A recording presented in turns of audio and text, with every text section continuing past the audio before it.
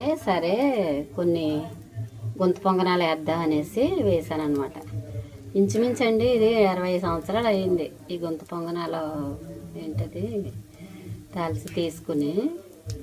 అయితే ఇప్పుడు గుర్తొస్తే వేస్తాను, ఈవేళ వేస్తున్నాను. చాలా టేస్టీగా ఉంటాయి. దోసపిండిలో కొంచెం జీలకర్ర, ఒక ఉల్లిపాయ చిన్న చిన్న ముక్కలుగా కట్ చేసి, ఒక పచ్చిమిర్చి చిన్న చిన్న ముక్కలుగా కట్ చేసి వేసుకొని ఇలా వేస్తే ఎంత బాగుంటాయో. అయితే నేను ఉల్లిపాయ పచ్చిమిర్చి వేయలేదు, ఇప్పుడు ఓన్లీ జీలకర్ర మాత్రమే వేసి చేస్తున్నాను అనమాట.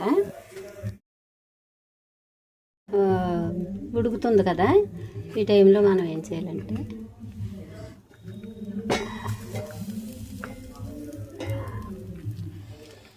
వేడిగా ఉంది తీయటానికి.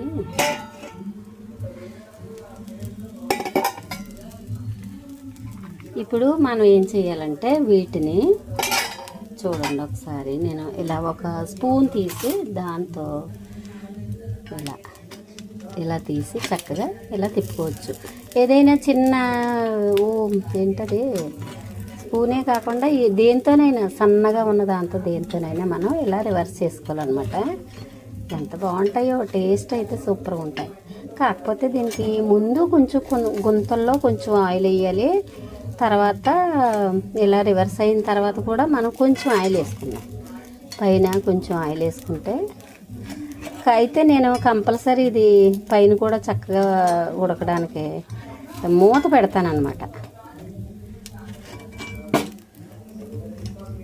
ఇలా నేను చిన్నదే తీసుకున్నాను. తర్వాత ఇదిగో వేడిగా మేబీ ఏంటి మూతలు అవి తీసుకోవడానికి, డిష్లు పట్టుకోవడానికి ఇవి ప్లాస్టిక్ ఉంటాయి కదా, అవి తెప్పించామన్నమాట. ఏమంటారు వీటిని, ఇదిగో చూడండి, ఇలా పట్టుకుంటే చక్కగా మనం చక్క డిషెస్ మనకి కాలకుండా ఉంటాయి అన్నమాట. అది ఆయిల్ ఇలాగా వేస్తే చాలా చక్కగా టేస్టీగా ఉంటుంది. కొంచెం దోసపిండి ఉంటే చాలు, మనకి చాలా గొంతు పొంగనాలు వస్తాయన్నమాట.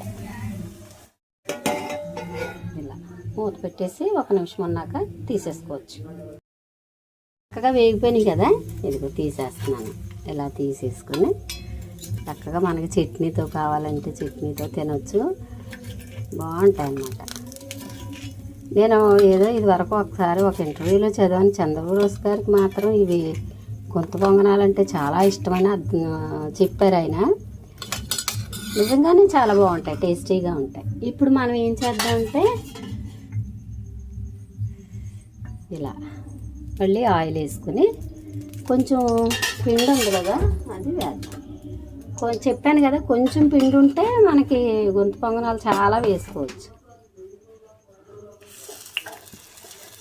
కొంచెం పూర్తిగా నిండకుండా వేస్తే మనకి అది కుక్ అయిన తర్వాత చక్కగా పైకి పొంగుతాయి అన్నమాట.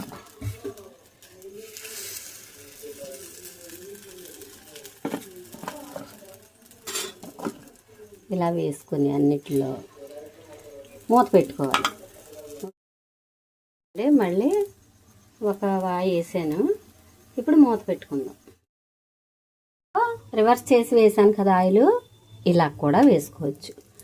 ఇలా ఆయిల్ వేసేసిన తర్వాత కూడా మనం రివర్స్ చేసుకోవచ్చు అన్నమాట. ఓకేనా, ఎలాగైనా వేసుకోవచ్చు. కాకపోతే తప్పనిసరిగా మనకి ఒక పుల్ల లాంటిది ఉంటుందండి, ఇనపదే ఊచ, అదైతే ఇంకా చక్కగా బాగా తిరుగుతాయి. నేనేమో అది స్పూన్తో ట్రై చేస్తున్నాను కదా. ఒక చిన్న పుల్లతో రివర్స్ చేస్తారు అంటే కొంచెం బాగా వచ్చిన వాళ్ళు. నాకేమో స్పూన్తోనే అలవాటు.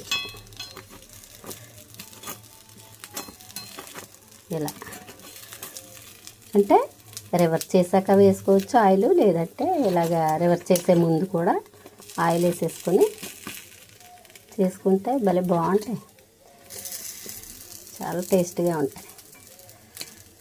ఈ గుంత పొంగనాల టేస్ట్ ఒకసారి చూస్తే దోసపిండి ఉన్న ప్రతిసారి వేయమని అడుగుతారు. ఓకే, ఇప్పుడు ఒక 2 నిమిషాలు కాలిన తర్వాత తీసేద్దాం.